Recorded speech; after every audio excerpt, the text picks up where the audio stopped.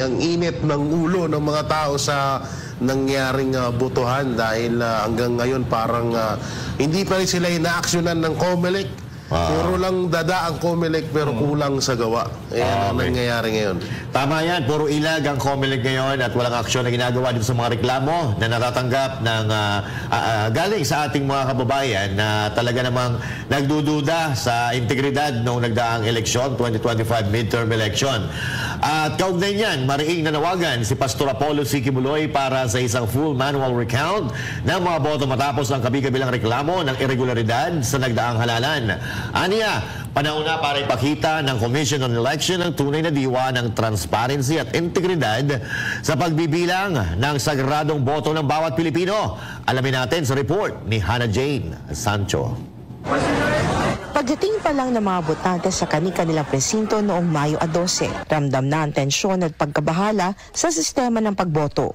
Maaga pa lang kasi ay may mga makina nang nag-function. May balotang hindi mabasa at ilang botante ang nagrereklamo na hindi tumutugma ang mga resibo sa kanilang aktwal na binoto. Isa lang ang botanteng si Mercedita Palma na napalitan ang pananabik na makaboto sa matinding pangamba at pagdududa. Sinong pangalan natin? Mercedita Palma. Saan ka anong present ka nagboto?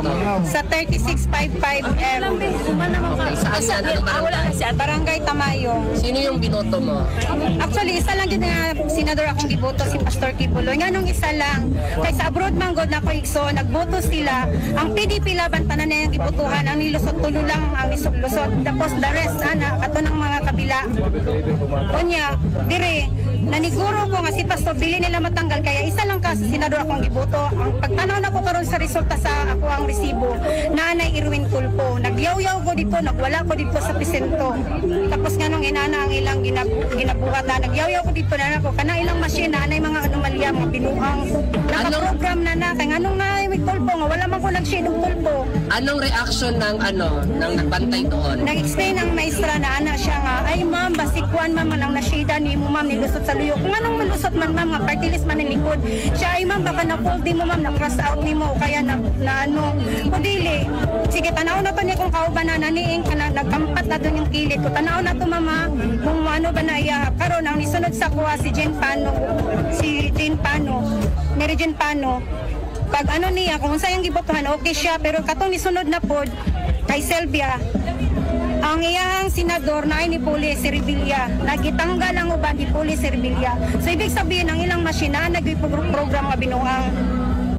Hindi lamang ang mga aberya sa pagboto ang nagdulot ng pagdududa sa resulta ng halalan. May mga ulat din ng mga boto na hindi umano nagbibilang, mga kandidato na inaasahang papasok sa Magic 12 pero tila naglaho sa aktwal na listahan, at mga kandidato naman na tila milagrosong nakapasok kahit hindi inaasahan. Ang mga insidenteng ito mas lalong nagpalakas sa panawagan para sa transparency sa bilangan ng boto.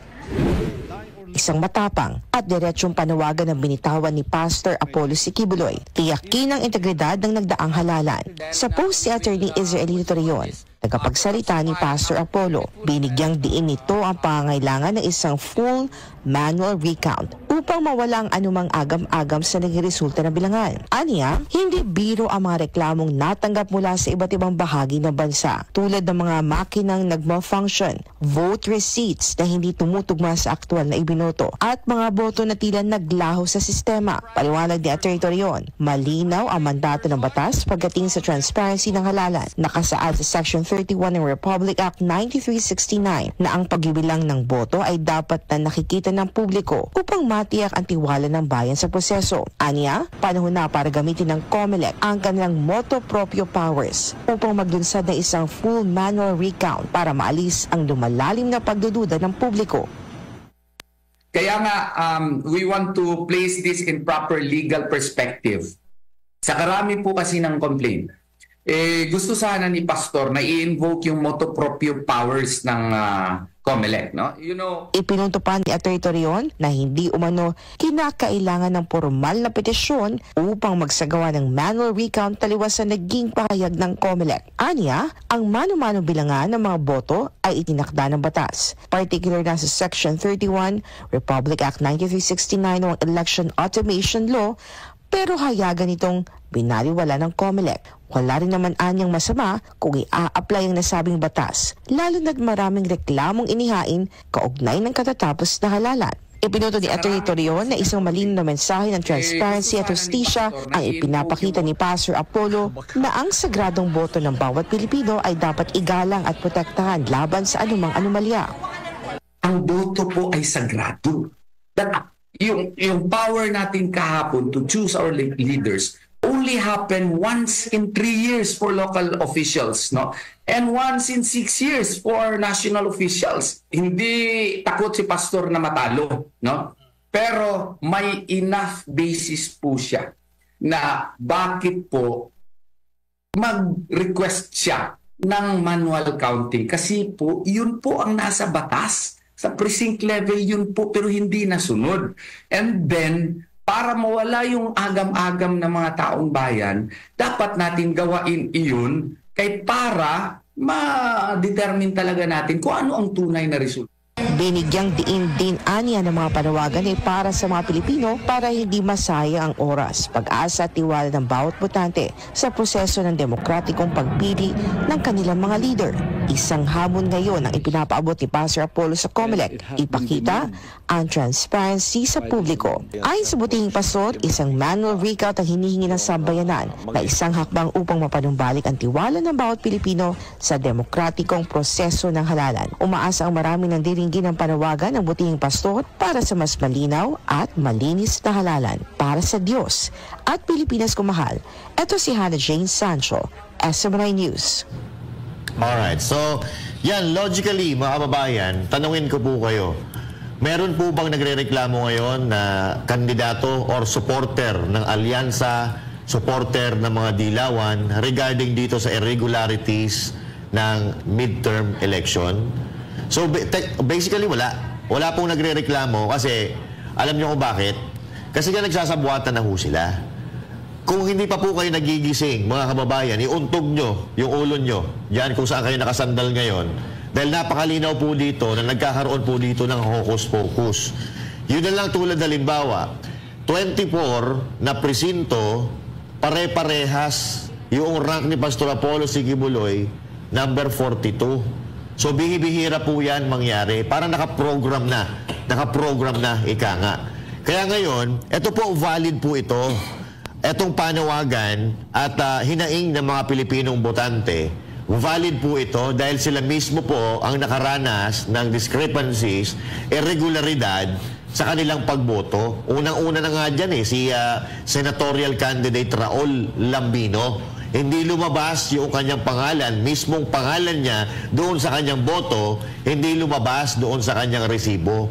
So doon pa lang, nagkakaroon na po tayo ng pagdududa. Kaya tamang-tama, napakaganda nitong ginagawa, gusto mangyari ng kampo ni Pastor Apollo Sigibuloy na manual counting. Kasi dito, sa ginawang eleksyon, sa 2025 na eleksyon na to, hindi natin nakita kung saan talaga napunta yung mga boto. Kasi pagka-boto, ipapakita lang sa iyo yung resibo, ilalagay mo yung resibo mo doon sa box, tapos hindi mo na alam kung yung saan na itatransmit yung mga resulta ng boto. So ibig sabihin natin, wala tayong control. Walang control ang mga Pilipino. At ngayon, kinu-question po yan ng majority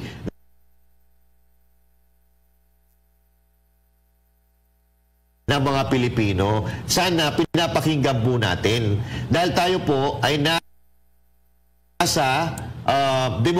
demokratikong bansa tayo. Dapat ang nananaig po dito ay boses ng mamamayang Pilipino, boses ng tao, hindi yung boses ng COMELEC o hindi yung boses ng mga politiko. So, para hindi po halata, pagbigyan po natin ang kahilingan ng taong bayan ng manual counting. Okay? So, hindi po pera problema dito. Ang problema dito, yung proseso ng eleksyon. Kasi yung hindi naman kasama doon sa mga survey, biglang-bigla na lang nakapasok doon sa top 12. Tayo po, mga kababayan, hindi po tayo bitter. Walang bitterness dito. Ang gusto lang natin yung transparency. And even Pastor Apollo C. Quiboloy, wala siyang pakialam kung talo siya o manalo. Ang gusto niyang mangyari ay matulungan ng taong bayan. Pero, papaano natin tutulungan ang taong bayan kung itong dapat mga tumutulong sa taong bayan, sila ang nagiging dahilan para sa kapahamakan at kahirapan ng ating bansa? Dahil sa eleksyon pa lang nawawala na po tayo ng transparency, nawawala na ng power ang mga Pilipino na dapat tayo ang makapangyarihan dito. Pero mamaya, ipapaliwanag po yan sa atin pagka nagkaroon tayo ng pagkakataon na usap si Attorney Torion, maya-maya lang, inaabangan po natin at ipapaliwanag po kung ano po ang dapat gawin dito sa manual recount at ano, nasa batas ba ito, naaayon o hindi, papaliwanag po sa atin mamaya yan. Parang RJ, banatan mo. Alam mo, sa palagay ko itong ginagawa nila ngayon is parang pa-testing to about doon para sa 2028. Pwede. Kung lulusot ba to, mas maganda kasi madali nilang dadayain. Ito pa, pag tinatanong mo si Comelec chairman si Garcia, puro na lang siya palusot, wala siyang ginagawa. Ang unang-una diyan, yung online voting, iba yung lumalabas na pangalan. Tapos yung isa pa yung mga machine, iba yung nilalabas na pangalan. Tapos Ipasok na natin. ang nakaraan is nakalimutan daw. At anyway, nandito si mamaya na. Sige, tuloy mo muna. Okay. Nakalimutan daw yung yung sabi niya, baka nakalimutan lang nung bumoto na hindi pala yun yung lumabas. Ibang pangalan. Pwede ba yun? Pwede ba mangyari yun? At ito pa, parang ang sinasabi ng mga bumoboto is parang nakaprogram na nga ang mga nangyayari. Nakaprogram na yung pangalan na hindi bibilangin yung nandito at ang ipapalit yung nandito. Sabi nga ni Kiko Pangilinan, kung hindi ako nagkakamali,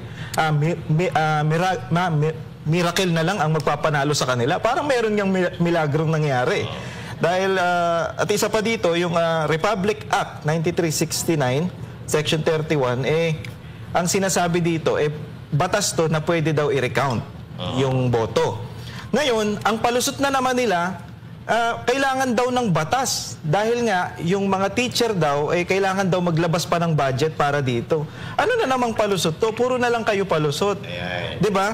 Wala na bang ibang paraan para diretsahin natin o sige, gusto niyo ng counting para matanggal yung pagdududa nyo? Sige, tuloy natin 'yan. Hindi Ang ginagawa nyo, pag tinanong kayo, pag may question sa inyo, pag may pagdududa sa inyo, palusot kayo ng palusot. Malapit na ang proclamation, di ba? Baka hihintayin pa nila yan bago nila gawin tong recounting. Wala na tayong magagawa kung na yung mga yan. Nandiyan na yan, nakaposisyon, di ba? Jay, bago natin ipasok. Jay. So, yun etong si Garci. Etong si Garci parang si na rin to parang si Marcos din. Walang pinagkaiba, no? Walang pinagkaiba nito si Garcia kay Marcos. Laging sumasandal sa salitang fake news. Una-una, obvious naman Garcia na hindi naman fake news yun. Lehitimong mga botante yung nagre-reklamo sa inyo na ganito. Kami dito, Banateros, lalong-lalo na si Pastor, tumatanggap naman po kami. Tanggap po namin yung nangyari. Ang hindi namin matanggap, yung nakikita naming dayaan. Kasi meron talaga biruin nyo naka-live biglang nababawasan yung mga boto. At hindi lang kami ang nakasaksi nun, kundi buong Pilipinas ang nakakita na yung boto ng isang kandidato imbis na pataas, pababa. Kaya wag nyo ring masamain yung mga sinasabi namin dito na baka sasabihin nyo na naman kami fake news na naman. Nanghirap sa inyo pag hindi nyo na alam solusyonan yung mga problema nyo na kinakaharap, sasabihin nyo dahil yan sa fake news kasi fake news lang. Hindi yung ganun. Dapat ina-action nyo unang-una, nagtatapon nga kayo ng 150 million na budget dyan sa Comelec. Binabasura nyo lang. Tapos itong mga ganitong kahilingan ng mga botante ayaw nyong solusyonan. Pangit naman ata ng ganun. Tama. Thank you mga partners. At sa puntong ito, makakasama po natin ang isa sa pinakamagaling at gwapo na attorney o abogado dito sa Pilipinas na walang iba kundi si Attorney Israelito Torion, tagapagsalita ni Pastor Apollo C. Quiboloy. Attorney Torion, kasama po natin si paring RJ at si Jay. Magandang gabi po. Magandang gabi. Kumusta po kayo? Bati po muna tayo sa ating mga kababayan. Attorney, good evening. Lahat, good evening everyone. This is Attorney Israelito Torion po. Magandang gabi po sa inyo. Narinig ba ako dyan, Master Judea? Opo, attorney, Hello. loud and clear. Loud and clear po kayo, attorney. Okay. Magandang gabi po sa inyong lahat. Attorney, regarding po dito, no, sa napakarami pong reklamo na natatanggap natin at reklamo galing sa ating mga kababayan mapa dito sa Pilipinas o maging dito sa iba't ibang panig ng mundo, sa mga OFW, medyo nakakatakot po kasi parang nawawala na po tayo ng power. Yung Pilipino, yung boto ng Pilipino parang nababaliwala. At meron po nga dito na bagong gustong gawin si Pastor Apollo C. Quiboloy sa pamamagitan po ninyo na itong manual recounting. Para maintindihan po ng ating mga kababayan, ano po ang gagawin natin dito? Ito po ba ay naaayon sa batas? Kailangan po ba natin na magbalangkas ng batas or hindi na? Attorney Torion. Hello? Yes po. Hello? Yes po, attorney. Sige po. Okay. Yes, Pastor Apollo, sige.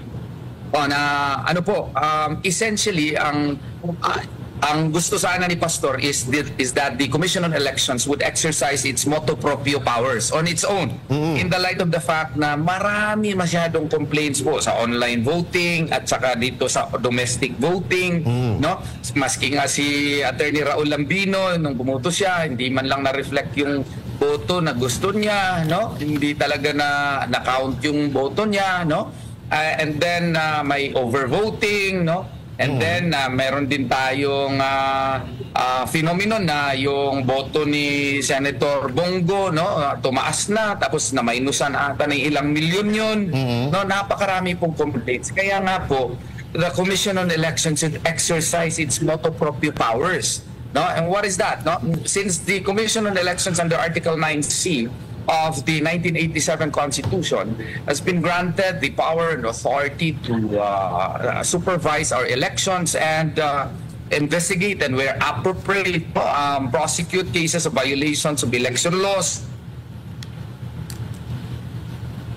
Medyo napupusol siya. Including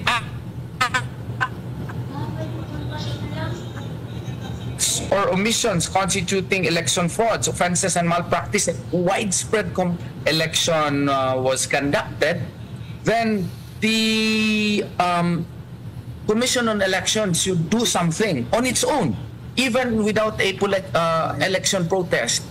It can do so just to be able to arrest the declining trust of the people with the election processes. At anong gawain nila? No? Mag-manual recount sila kasi alam mo, yung manual counting in the precinct level,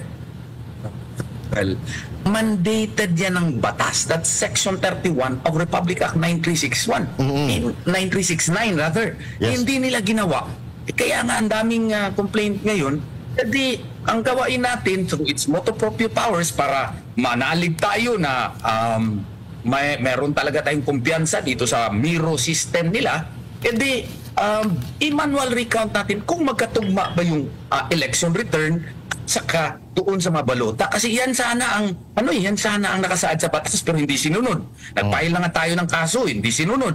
Nagpadala tayo ng iba't ibang letter sa kanila, wala man lang reply. So ngayon, para magkaroon ng kumpiyansa yung taong bayan, bakit hindi tayo at the very least magpili ng mga iba't ibang areas at kung meron tayong random manual audit, edi meron din tayong random manual post audit.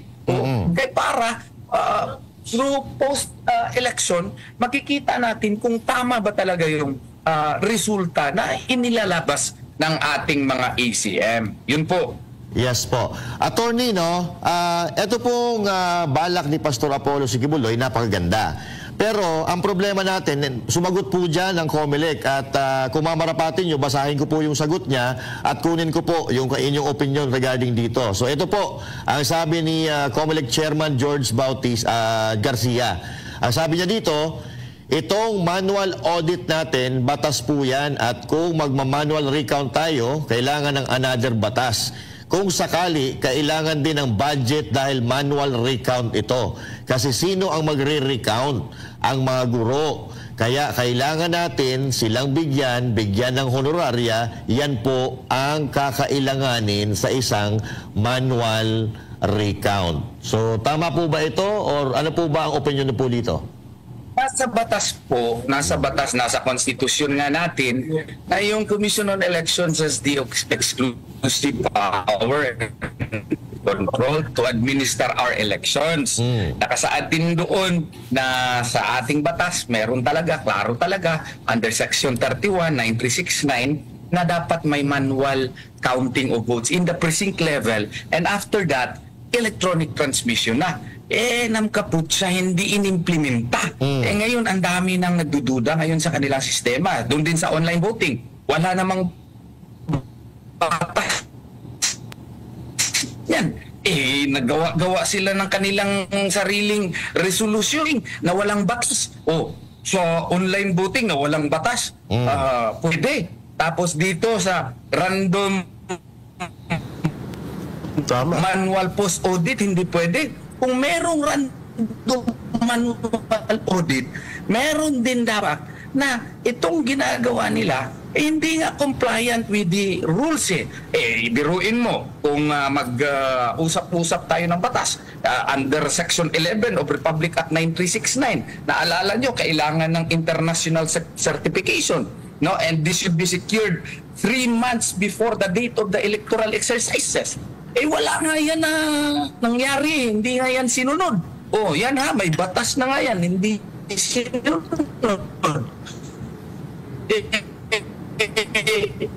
Ito pa, na nagdududa na tayo ang Commission on Elections, no? Yan nga, ano bang instances na nag-exercise ng motu proprio powers yung COMELEC, maski walang batas po yan na yung pag-create nila ng task force, nung vote buying, di ba? Wala man yung batas. Nag-create sila on its own. Nag-create sila ng, what you call this, kontrabigay. On its own. Motu proprio powers yun. Nag-issue silang memorandum doon sa, PNP to arrest individuals caught in the act of vote buying. Wala man yung batas. But on its own, nag-issue sila ng motu proprio, nag-issue sila ng directive na ganun. Yung pag-file nila ng to declare a candidate as nuisance nung COMELEC Law Department on its own, walang nag-file ng petition, pero sila na mismo. Kasi ang sinite nila motu proprio. Motu proprio power on its own. Dito, ang daming nagdududa dito sa resulta kay Pastor. Imagine ginawa siyang number 42 in 24 other places. Imagine that, mathematically, statistically improbable yan. Yes. Tingnan nga natin, i-open natin on its own yung COMELEC. Kung wala silang pang sweldo, yung mga members natin sa KOJC, i-volunteer natin. Meron lang silang supervisor na isa na magtingin at saka i-televise natin sa TV. Para makita natin kung totoo ba talaga yun. Can the COMELEC do that? Yes. Ang online voting nga, walang batas, ginawa nila. Dito, yung random manual audit is mandated by law. And therefore, by analogy, there should be random manual post-audit likewise. Yun po ang ating argumento dyan. RJ, question. Yan COMELEC Ano na daw, KOJC lang magbibilang. Wala na kayong dapat ipalusot. Attorney, si paring RJ po ito. Nagtataka po tayo sa mga kasi yung mga kaalyado po ni Pangulong Duterte sa mga local, especially Pangulong Duterte, is nanalo. So, ano po ba ang mangyayari dito? Yung pag-manual recounting po ba, yung buong bansa po ang kasama or specific lang po doon sa Senate? Depende na po yan sa atin. Depende na natin kung buong bansa masyadong ano yan, what you call this, very tiresome at saka admittedly malaking panahon ang igugugol niyan.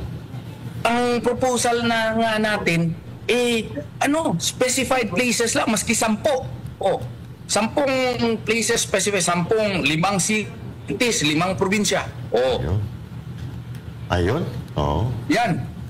Pero tayo ang pipili, hindi ang COMELEC. Tayo ang pipili. Para klaro, may transparency talaga. Yun lang ang hingi ni Pastor. Transparency. Because we owe it to the people that the Commission on the Elections should be transparent in its processes. Ngayon kasi, pag boto mo, bibigyan ka na lang ng election returns. Hindi mo talaga alam kung anong nakasaad, kung ilang boto ang talagang nakas in your favor doon sa balota, kasi doon lang sa election returns yung nakasaad. Tapos pag-transmit niyan, wala tayong alam kung yung mga figures ba talaga doon ay reliable. Kasi nga, wala nga certification meron bang international agency as required by Section 11 of 9369 na nag-certify na reliable itong sistema natin? Wala.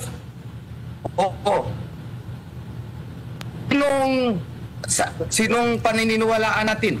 Just because Chairman George Garcia says so, ay hindi naman siguro po pwede yun. Nandyan nga sa 369 na may certification ng international, what you call this?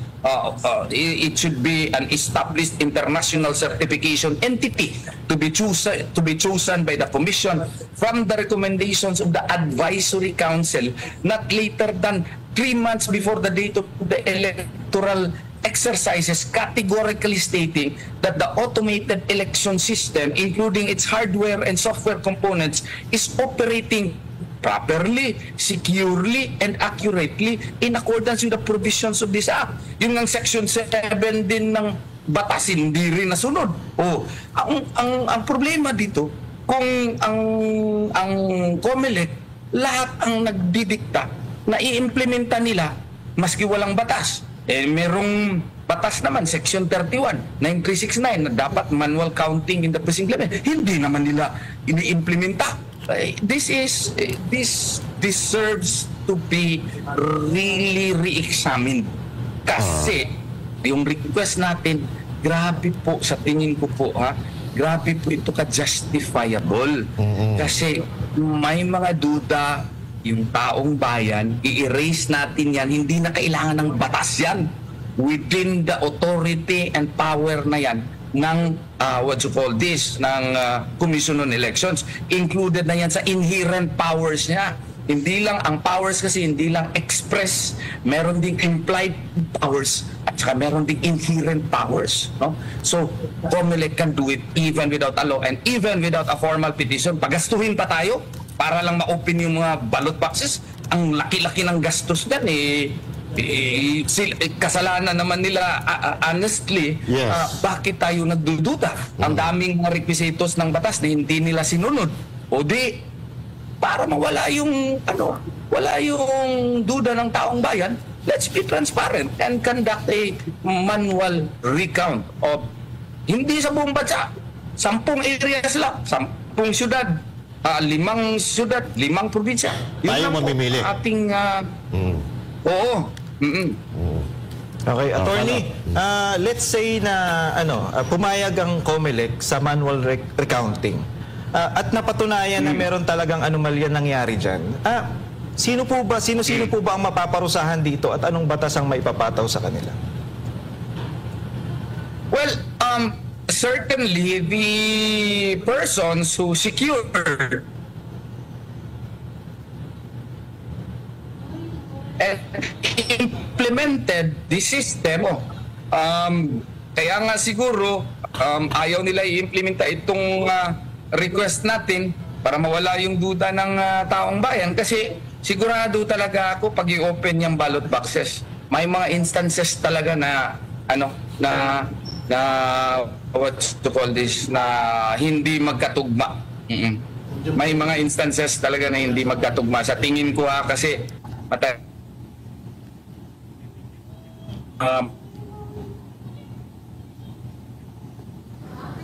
So yun, nawawala-wala si attorney. Nawawala-wala ang kanyang signal ni Attorney Torion. Medyo nawawala ang signal ni attorney, pero yan, talagang desidido po ang kampo ni Pastor Apollo Sigibuloy na magkaroon nga ng manual recount, no? Habang hinihintay po natin ng na maayos ang linya ni Attorney Torion, talaga naman na napakarami po ng ating mga kababayan na nagrereklamo at kung mapapansin nyo po, yung vote turnout sa ibang bansa, no, ng ating mga OFW ay napakababa, ano? Napakababa, so ibig sabihin po nito, tinatamad or nawala ng gana yung ating mga kababayan na bumoto dahil nga pinahirapan nila. Kasi meron naman mga kababayan tayo na kahit OFW, hindi naman sila mga teki. So mas ano pa rin, mas epektibo pa rin or mas madali pa rin sa kanila yung nakasanayan na proseso ng pagboto. Na sana nagre-request nga ang kampo ng mga Duterte dahil alam naman natin na itong mga OFW ay talaga namang maka-Duterte ito. Pero ang ginawa nila, hindi nila pinagbigyan, bagkus pinahirapan yung ating mga kababayan na bumoto via online na kung makikita naman natin doon sa mga balita na lumabas like before the election, the actual election sa Pilipinas, iba-iba yung mga pangalan na lumalabas. So dapat kung ikaw ay for the transparency ka, ay kung talagang para ka sa taong bayan at malinis na halalan, doon pa lang magdududa ka na at aayusin mo na yung sistema. Kasi iba maling-mali po talaga. Hindi mo po pwedeng sabihin yun ng mga encryption. Kasi ang encryption, symbols and letters, wala kang mababasa doon. Kung meron man, minimal na words at hindi mga pangalan. So, pangalan po ang lumalabas. So, yun, parang nakaprogram na po talaga. Che Guevara. Tsaka yung sinasabi ng COMELEC na wala silang budget pagdating sa mangyayaring panibagong bilangan. Isang malaking kalokohan yun dahil una-una trabaho nyo yan, pangalawa dapat nyo gawin talaga yan kasi parang ano lang yan hair follicle test ni BBM hanggang sa hindi niya ginagawa yon, hindi niya mapatunayan na siya ay hindi nga talaga addict, hindi siya gumagamit ng droga, dapat niyang gawin na hair follicle test siya. Patunayan niya. So ngayon, ng COMELEC, ang daming mga nagrereklamo sa inyo dahil nga sa mga kapalpakan at obvious na dayaan na nangyari nitong eleksyon. So patunayan niyo sa taong bayan na wala talagang nangyaring dayaan. So dapat sundin niyo kung ano yung nare-request ng tao. Katulad nito yung manual manual counting. Manual counting na hinihiling ng ibang mga ng ibang mga kandidato at hinihiling ng mga botante. Alam nyo kasi COMELEC, dapat nyo tong sundin kasi ang boss nyo yung mga botante, hindi kayo yung boss dito. Ang amo dito yung mga botante. So kung ano yung nare-request nila sa inyo na katulad niya na mag-manual counting, gawin nyo yun. At dapat kasi dito talaga, kasi nga hindi matatapos yung hinala sa inyo na kayo ay nang daya or may nangyaring dayaan diyan sa nangyaring halalan. Hanggat hindi nyo ginagawa yan, hindi matatapos yung hinala sa inyo. Tsaka ito pa, dapat yung mga kandidato din na iba, dapat makipagtulungan din sa ganitong request na ni Pastor. So dapat kayo din makiisa din kayo na talagang suportahan niyo ito kasi nga hindi naman to hindi sinasabi namin na hindi namin tanggap. Ang amin lang nakakapagtaka na sa dinami-daming presinto, number 42 lang nakapix doon yung ranking ni Pastor. Kalokohan yun.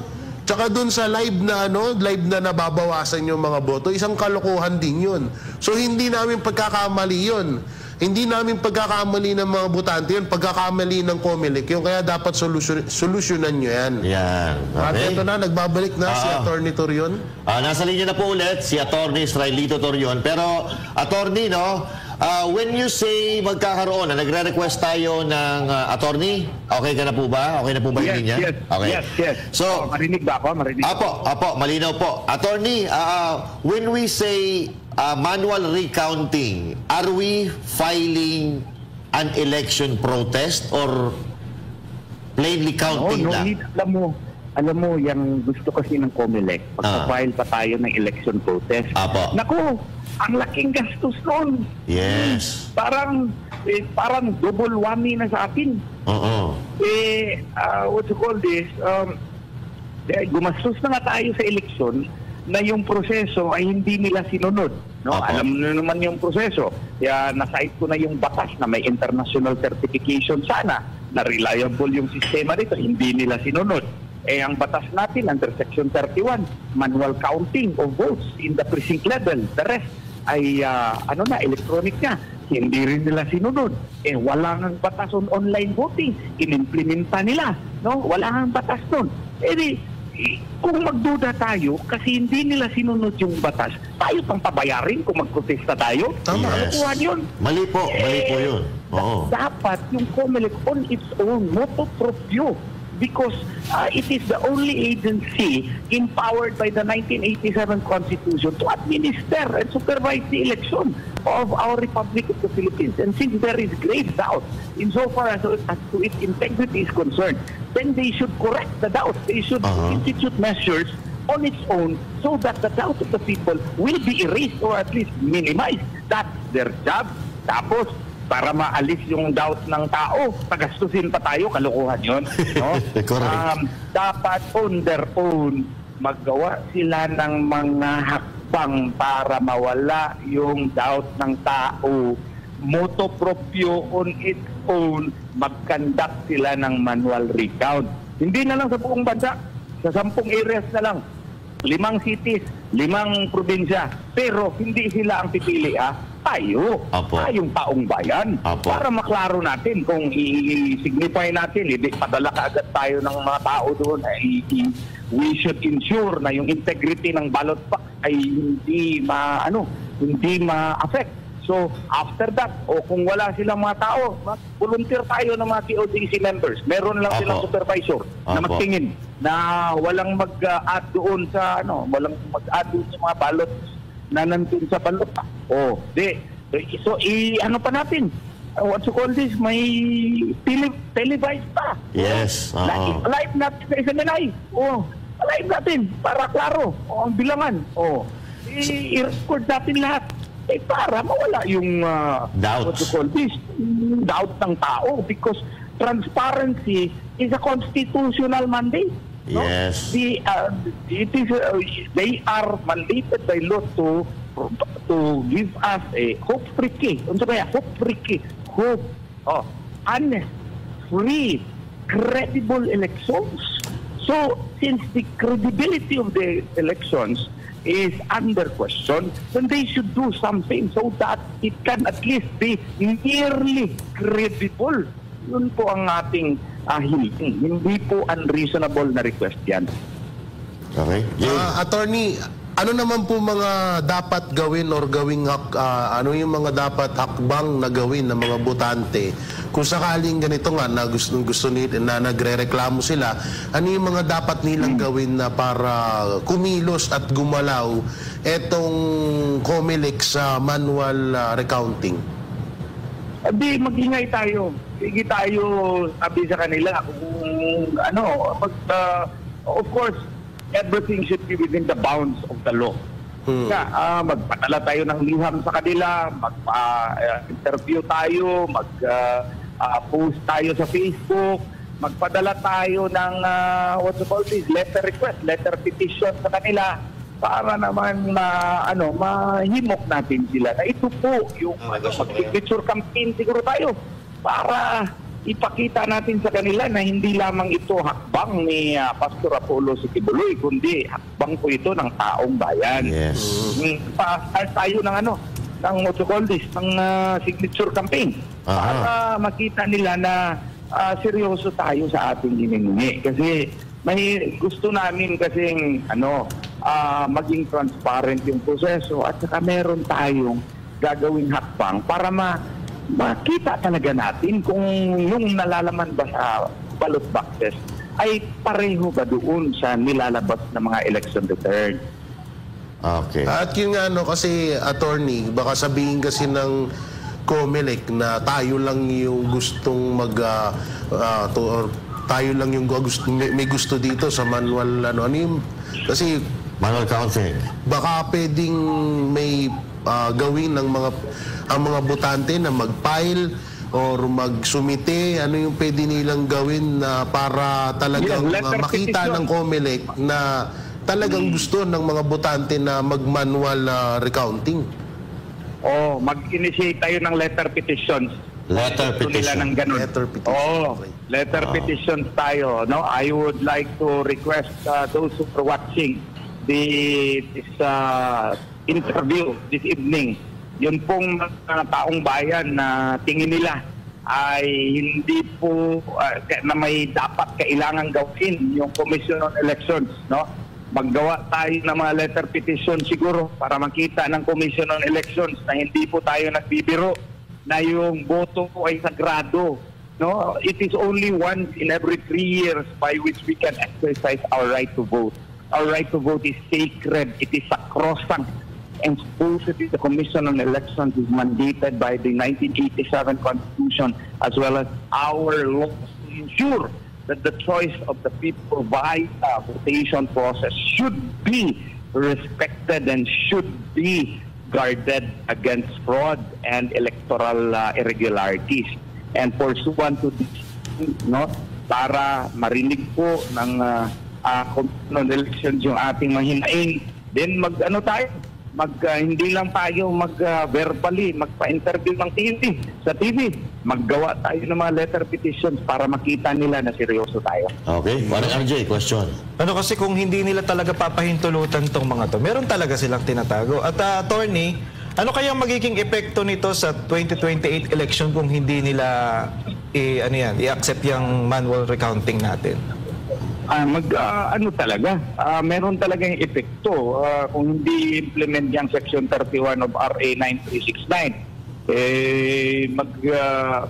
Talaga yan. That would really have an impact in so far as the credibility of the next elections that will be conducted, specifically the 2028 elections. And we are hoping and praying really that the Commission on Elections will do something about this.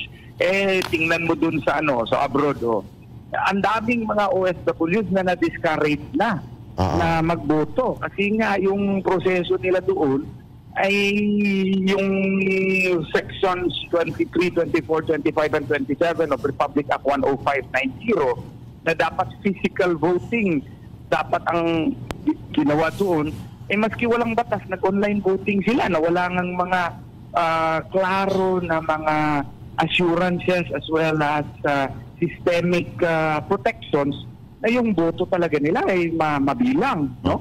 Wala ngang international certification na yung sistema na provide nila via online voting is certified by an international entity. Inimplementa nila. Kaya nga, para mawala sana ang duda, gawain nila ito, motu proprio. Ayun.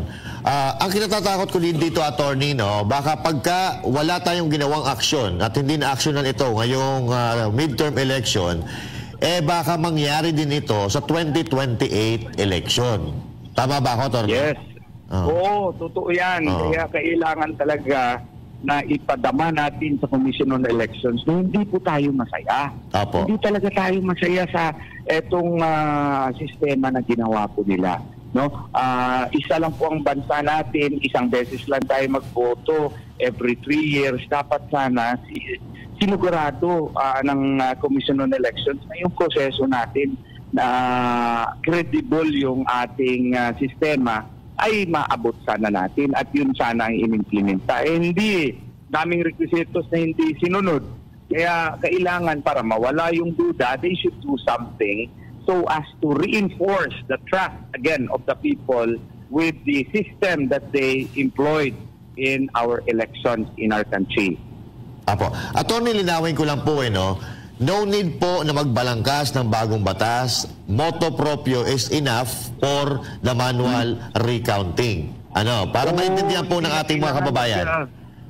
Alam mo, with due respect po, kilala ko naman wala akong personal na away kay Chairman George. Kung gusto niya ng batas, may batas ka, Section 31, 9369, hindi nga niya in-implementa Yes po. Yung international certification requirement yun under Section 11 of RA 9369, hindi nga niya sinunod ano pa, ang tagal-tagal magawa ng batas para dyan. On its own, meron naman silang power na ganun. Wala nga batas on online voting, ginawa nila. Ano kasi na-request siya na kailangan pa ng batas? Batas may act. Attorney, no? Di ba natatandaan ko before the election, parang may final competition regarding dito sa online voting for the OFW. So hindi po nila yung pinakinggan. Pero sa tingin niyo po ba, sinadya nila para ma-encourage or discourage itong ating mga kababayan para hindi bumoto? Kasi yung resulta nga, yung turnouts po, napakababa. Napakababa. Napakababa talaga. As to whether or not sinadya niyan, that's speculative. I don't want also to paint bad faith on our, on our COMELEC, commissioners and chairman. Yung iba naman dyan, mga respetuoso mga tao. Pero, ang sa akin lang, bakit ginawa yun na walang batas? Yes. Gusto nila efficiency na wala ngang certification, yung kinuha pa na wala man lang history na nakagawa na ba sila ng gano'n. Alam mo ba ang provider niya na Filipino corporation na walang previous experience in providing an online voting mechanism. Nag-alay lang sila with a US company, pero wala namang klaro kung ano yung extent ng participation ng US company na yun. Kasi sa US wala nang full automation. Tayo pa dito, third world country, sasabihin ni Saya pa, nagpa-apik-apik na masahod pa sa Amerika. Galing-galingan po, attorney. Nagaling-galingan tayo ba? Nagaling-galingan pa tayo. Magaling pa tayo doon sa Amerika. Eto na, attorney. I'm sorry. Yes, sundan ko lang po yung sinabi mo, no, na wala po silang batas na ginawa para i-implement itong online voting. So now, wala batas niyan. Pwede rin po na hindi na tayo gumawa ng batas para doon sa recounting. Unless, ayaw talaga nilang gawin. Ayaw talaga nilang ipatupad. Kung gusto nilang gawain yun, pwede yun. Kasi meron ng manual random audit pre-election. Ang auditing nga, may pre-audit din. Under the law, may post-audit din So, kung merong manual random audit, wala naman sa batas na bawal yung manual random post-audit. Yung post-election. Gawain natin para wala yung duda ng taong bayan. Hindi na kailangan ng kung gusto ng Commission ng Elections. It's within their inherent powers, implied powers. The powers of the Commission on Elections are not only those expressly provided for by law. Those implied powers are likewise necessarily included, including inherent powers, especially if there is doubt insofar as the election is concerned. Then it is within the power of the Commission on Elections to erase any and all doubts. And part of that is to conduct this manual recount so that the doubt of the people will be lessened and the trust of the people to their Miro system will be increased or strengthened. So una pa lang pala talaga may mali na dito. Attorney, ano naman yung mga mga pwedeng kaharapin na kaso ni Chairman George Garcia sa oras na mapatunayan na may nangyaring dayaan sa nangyaring halalan? Alam mo, wala talaga akong personal na away ni Chairman Garcia. Ang sa akin, professional talaga na level ito. Yes. Patriotic duty ko ito as a lawyer, and as a law dean. Pero yung ginawa niya hindi pag-implementa ng Section 31 of RA 9369, impeachable offense yan, betrayal of public trust yan. Yung online voting niya, na wala namang batas dyan, sarili lang na nag-cite pa siya ng Section 28. batas, kung basahin mo yung Section 28, wala namang nakasaad doon na empowered sa to implement online voting. The COMELEC can only recommend measures to the Joint Oversight Congressional Committee. Recommend lang, ha? Yun lang wala doon na meron siyang authority to implement online voting. Ginawa niya betrayal of public trust din yan. So, pwede talaga siyang ma-impeach dyan. Pero sana, hindi mangyayari yan kasi we do not wish ill to our fellow men. Pero, sa nakikita ko kasi grabe na nangyayari ngayon sa ating bansa, depende na yan sa ating taong bayan kung anong gusto nilang mangyari sa mga COMELEC commissioners natin. Okay, attorney, kung nangyari na po yung manual recounting, tapos napatunayan talagang may anomalya dyan at hindi nagtali yung boto nung sa masasabi natin sa nauna, tapos dito sa manual recounting, ano po mangyayari? Papasok po ba tayo sa special election? Yan, that is now a matter which untreaded yan eh. Wala pang it's a new matter, so to speak, no? And ang sa atin lang naman, gusto nating gawain yan para mawala yung isa ng taong bayan. And it is up to the people later on as to what to do because the ultimate power lies in the people. Sovereignty, no, lies on the people, no? And depende na po sa taong bayan yan. Attorney, no, sa dami nitong nagrereklamo, no, na mga kababayan natin, hindi lang dito sa Pilipinas, maging doon sa mga kababayan nating OFW, kailangan talagang pakinggan ng COMELEC etong kanilang mga reklamo at panawagan ng manual recounting or else mawawala ng kredibilidad ang COMELEC. Baka dito sa susunod na mga eleksyon, attorney, baka wala nang magtiwala at wala nang makibahagi or wala nang bumoto. Katulad ng yung nangyari sa ibang bansa. Pwede po ba mangyari yun? Sana naman hindi. Sana naman hindi. We should continue to hope for the best. Because this is the only country given to us by Allah subhanahu wa ta'ala. Kaya nga habang buhay tayo, kailangan talaga magawa tayo ng mga hakbang na pakikinggan tayo ng ating mga government officials, no?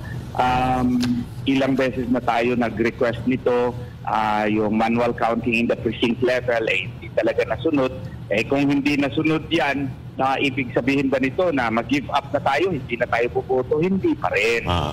Dapat buboto pa rin tayo, pero dapat hindi tayo hihinto sa pag-request at sa paggawa ng mga hakbang na anong makaganda sa ating bansa. So, wag tayong mawalan ng pag-asa. Baka naman, ngayong gabi, baka hindi patutulugin yung mga natin, mga commissioners natin. No? Uy, baka kayong matulog. Tama naman yung sinasabi ni Atty. Torium, bakit hindi nyo sinusunod? Diba? Palay natin. If let's say for example, attorney, let's say for example, hindi po nila pinakinggan itong panawagan ni Pastor Kibuloy, panawagan din ng nakararami sa ating taong bayan, what this means to you, if ever, na hindi nila pakinggan? Well, we have the right. It's the inherent right, constitutional right to petition for redress of grievances. Then we should continue. Constitutional right yan in the Philippine Blooming Mills case. Supreme Court cited that it's a respected right of the people, no? And in the International Covenant on Civil and Political Rights, that is likewise protected in ICCPR, of which Philippines is a party thereto. So therefore, we will continue to petition for redress of our grievances. Kasi grievance ito eh. Yes po. Bakit hindi ito legitimate grievance? Legitimate secret yung pagboto natin eh. Pati ba naman yung pagboto natin na gusto natin mabilang yung ating boto ay hindi pa ma-assure ng Commission on Election. Yun lang naman talaga ang trabaho nila eh. na mag-provide ng eleksyon na pwede tayong maniwala na free, credible, honest. O yun ang mandato nila. Apo. May duda nga May duda na hindi honest at hindi credible. So anong gawain mo? Kasi magawa ka ng hakbang na i-reinforce o ibalik yung trust ng tao na credible ito, Yes, honest ito. Ang isang pamaraan yan, sige, buksan natin itong mga baluta. At para buksan natin yung mga baluta, pagasuhin mo pa kami. Kalukuhan yan. Kasalanan naman ninyo na karoon kami ng duda Ang daming requisitos ng batas, hindi nyo sinunod. Tapos ngayon gusto namin na ma-assured kami na tama nga yung nandun sa balota, pagastuhin nyo pa kami. Yes. Attorney, isa lang ito For lack of a better word, walang hiya naman siguro kung ganunin pa tayo. Sa akin, attorney, napakaraming ibig ipakahulugan ito sa ating mga botante. It's either meron silang tinatago na ayaw nilang malaman ng mga Pilipino kung hindi nila bubuksan yan, or talagang may ginawa silang kalokohan at pandaraya. Pero, attorney, ang dami namin natutunan dito sa natin na ngayong gabi, pero kinulang po tayo sa oras na naman. Anyway, sana makausap pa kayo namin regarding dito sa mga susunod na araw, pero hingan ko po kayo ng last message para po sa ating mga kababayan at kung ano po ang dapat natin gawin para itong panawagan po natin ay pakinggan ng COMELEC, lalo-lalo na ni Attorney George Garcia na puro palusot ang pinagagawa. Ang panawagan ko lang po, especially doon sa mga detractors po ni Pastor Apollo Sikibuloy. Si Pastor Apollo Sikibuloy, hindi po surloser ha. Sabi nila na surloser lang. Hindi. Ang gusto ni Pastor Apollo Sikibuloy ay ayusin natin ang ating bansa. Ayusin natin ang ating mga proseso. Wala siyang pakialam kung manalo siya o matalo. Yes. Ang gusto lang niya na masigurado na yung mga boto natin ay nabilang talaga. Kasi ang dami pong reklamo na yung boto natin ay baka hindi nabibilang dito sa kanilang mga dito sa kanilang Miro system na ginawa nila. Kaya para mawala po ang duda, si Pastor Apollo Sikibuloy na po ay nananawagan. COMELEC, pwede ba i-manual recount natin para naman magtiwala yung taong bayan dito sa proseso natin? Mali ba yun? Tapos sasabihin nila na atakihin pa si Pastor. Pastor Apollo Sikibuloy now is a modern hero. He is now demanding what should be done by the Commission on Elections in the first place. And what is that? To provide our people an honest, free, credible, trustworthy election. And that is the mandate of the Commission on Elections. And Pastor Apollo Sikibuloy is simply politely demanding from the COMELEC to perform its bounden duty under the 1987 Constitution. Para po ito sa taong bayan. Yes. Hindi po ito para sa kanyang tapakanan. Sana po maintindihan ninyo. Yan po ang nasa saloobin ni Pastor Apollo Sikibuloy. Alright. So, Attorney, maraming salamat po sa mga impormasyon na naibahagi po ninyo. Salamat po. Salamat din sa pagkakataong binigay niyo po, Sir Akin. Thank you. Okay, yan po si Attorney Israelito Torion, spokesperson ni Pastor Apollo Sikibuloy. Samantala, tuloy-tuloy po tayo mga kababayan. Hanggang ngayon, patuloy na pinag-uusapan ng mamamayang Pilipino ang katatapos lang na 2025 midterm elections. Marami sa kanila ang nagsabi na ang tanging solusyon sa mga pagdududa hinggil sa kredibilidad ng resulta ay ang pagkakaroon ng manual voting upang tiyakin ang tamang biglang transparency ng halalan. Si Prince Tripulia sa report. Ilang araw na ang nakakalipas mula nang pumili ang sambayanang Pilipino na mga lider na magiging susunod na tagapamuno ng bansa sa 2025 midterm elections. Ngunit, sa kabila ng mga pagkapanalo ng mga kandidato, marami pa rin sa mga botante ang naglalabas ng kanilang mga saloobin ukol sa kredibilidad ng resulta ng botohan. Isa sa mga pangunahing issue na kanilang itinatampok ay ang umano'y palpak na automated counting machines na ginamit sa halalan. Ayon sa ilang botante, may mga nakaranas sila ng mga technical na problema sa mga machines at nakaramdam sila ng pag-aalilangan sa tumpak na bilang ng mga boto. Sa mga isinagawang panayam, partikular na itinuligsa ng mga botante ang hindi kapani-paniwala mga resulta na sa tingin nila ay hindi tugma sa mga senatorial candidates na kanilang inaasahan at sinusuportahan. Naniniwala silang may mga kandidato na hindi naman aktibong nagkampanya o hindi tumanggap ng malakas na suporta mula sa mga tao, ngunit nakapasok sa Magic 12 sa kabila ng mga survey na hindi pabor sa kanila. Para kay Aling Bengbeng, isang botante mula sa Visayas, hindi siya kontento sa resulta ng botohan, partikular na sa mga senador. Anya, malinaw na ang Duterte senatorial slate ay nararapat na manguna, kaya't nakapagbibigay ito sa kanya ng matinding duda. Ako hindi ako kontento kasi may mga problema sa mga senador na lumabas ngayon. Hindi ako naniniwala. Kasi parang 'di ba, Luzon, Visayas sigurado na 'yan eh. Duterte talaga 'yan. Oh, Visayas, Mindanao, siyempre Luzon din meron 'yan. Oh, so parang nakakagulat lang. Ang tanong ni Aling Bengbeng ay simple. Bakit hindi tumugma ang resulta sa aktwal na damdamin ng mga botante? Sa kanyang pananaw, malinaw ang pagsuporta ng mga tao sa Duterte senatorial slate, kaya't hindi siya maintindihan kung bakit hindi ito nakatanggap ng tamang representasyon sa halalan.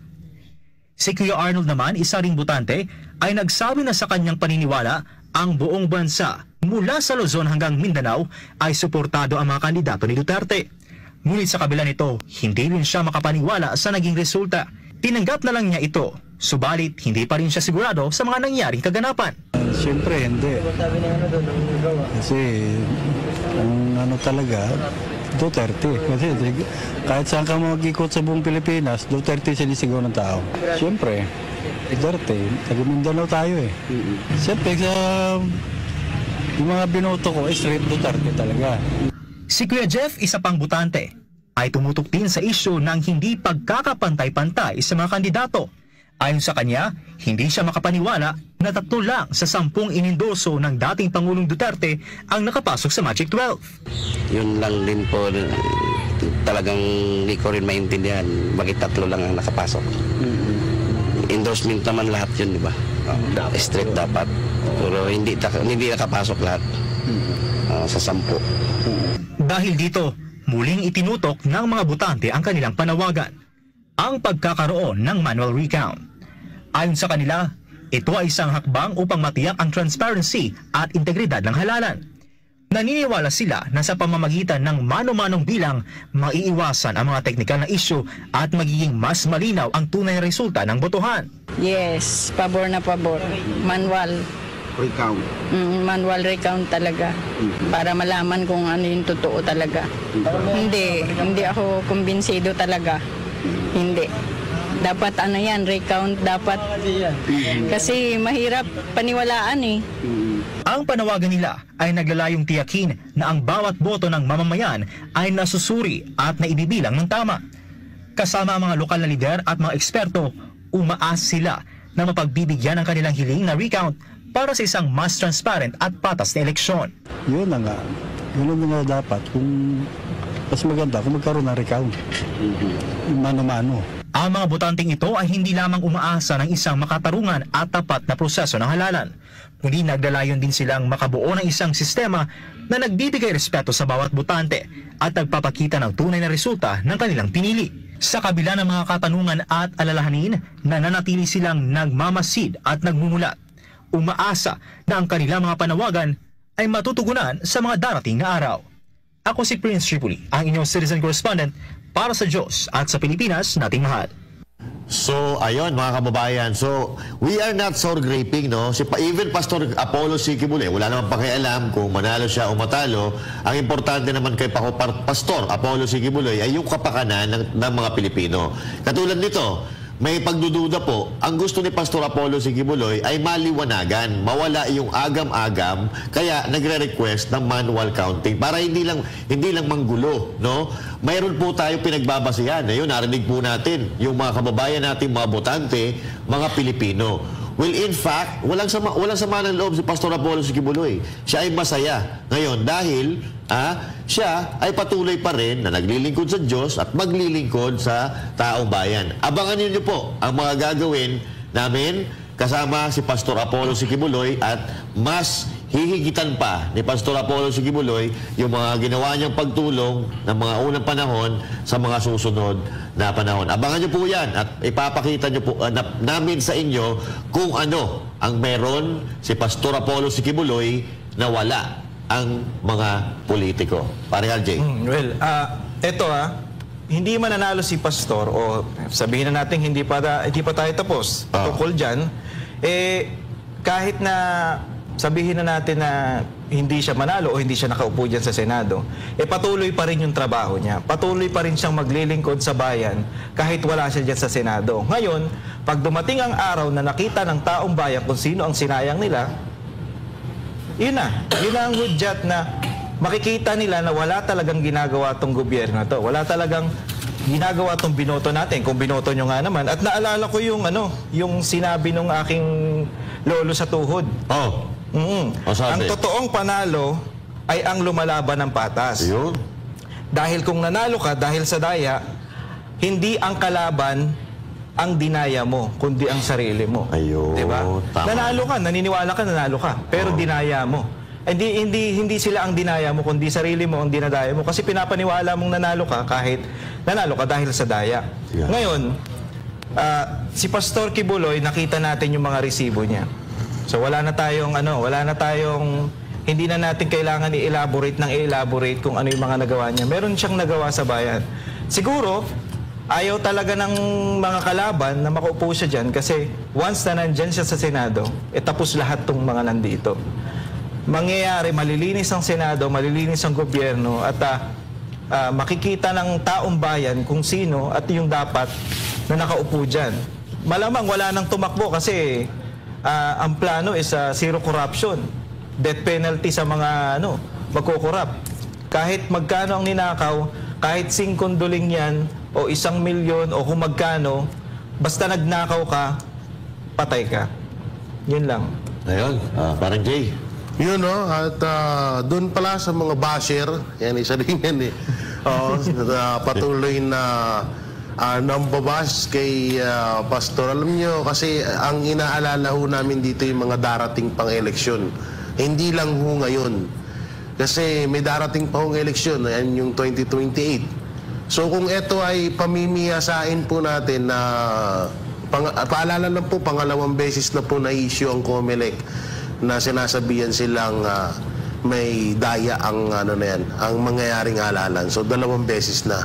Kaya namin din to ginagawa dahil hindi nang naman to para kay Pastor, kundi dahil po doon sa mga botante na hanggang ngayon ay hindi makapaniwala na ang binoton nga nila at ang alam naman nila at kitang-kita naman na talagang magbablock voting or magi-straight talaga ang mga senator na iniendorso ni Pangulong Duterte. At nagulat nga sila na bakit tatatlo lang ang nakapasok at doon pa lang sa boto ni Senator Bato at Senator Bongo talagang dapat hindi lumayo doon ang mga boto ng 10 Duterte senatorial candidate ni Pangulong Duterte.